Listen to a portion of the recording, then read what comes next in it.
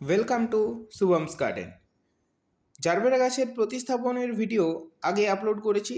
আজকে দেখায় কিছু খাওয়ার যেগুলো জারবেরা গাছে আমি প্রয়োগ করে থাকি। এখানে সমস্ত ধরনেরই খাবার রয়েছে, কিছু মাইক্রোনিউট্রিয়েন্ট, কিছু ম্যাক্রোনিউট্রিয়েন্ট এবং কিছু টিপসও রয়েছে। প্রথমেই রেখেছি এই ভিনিগারকে। জারবেরা একটু অ্যাসিডিক মিডিয়া পছন্দ করে, তাই প্রত্যেক সপ্তাহে একদিন করে 3 ml ভিনিগার 1 লিটার জলে সেটিকে গুলে নিয়ে মাটিতে দিতে হবে। এরপর রেখেছি এই এনপিকে 19-19-19। গাছের ইনিশিয়াল গ্রোথে সাহায্য করে এবং ফুল আনতে সাহায্য করে। এই এনপিকেটি ব্যবহার করলে সরষার খোল পচা জল ব্যবহার করার প্রয়োজন হয় না। 2 গ্রাম প্রতি লিটার জলে দিতে হবে।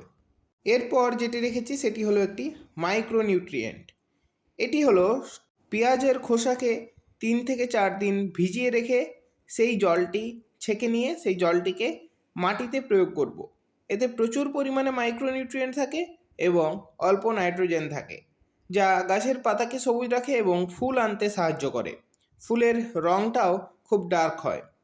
প্রতি সপ্তাহে একদিন করে এই জল টবের মাটিতে দিতে হবে। এরপর জারবেরা গাছ ভালো করতে হলে পাতাকে রাখতে হবে সবুজ এবং স্পট মুক্ত।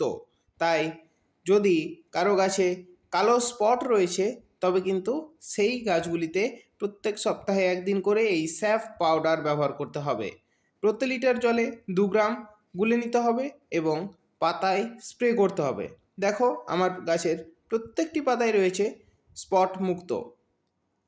জারবেরা গাছ সম্পর্কিত আরও বিভিন্ন ভিডিও পেতে এখনই চ্যানেলটিকে সাবস্ক্রাইব করে রেখো এবং আরও বিভিন্ন গাছের পরিচর্যার ভিডিও আমি আপলোড করি, সেগুলিও আমার চ্যানেলে পেয়ে যাবে।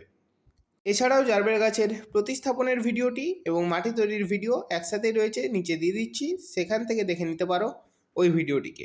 আরও কোনো কোয়ারি থাকলে কমেন্ট করো, অবশ্যই রিপ্লাই দেবো। ভিডিওটি ভালো লাগলে একটি লাইক করে দিও। ধন্যবাদ।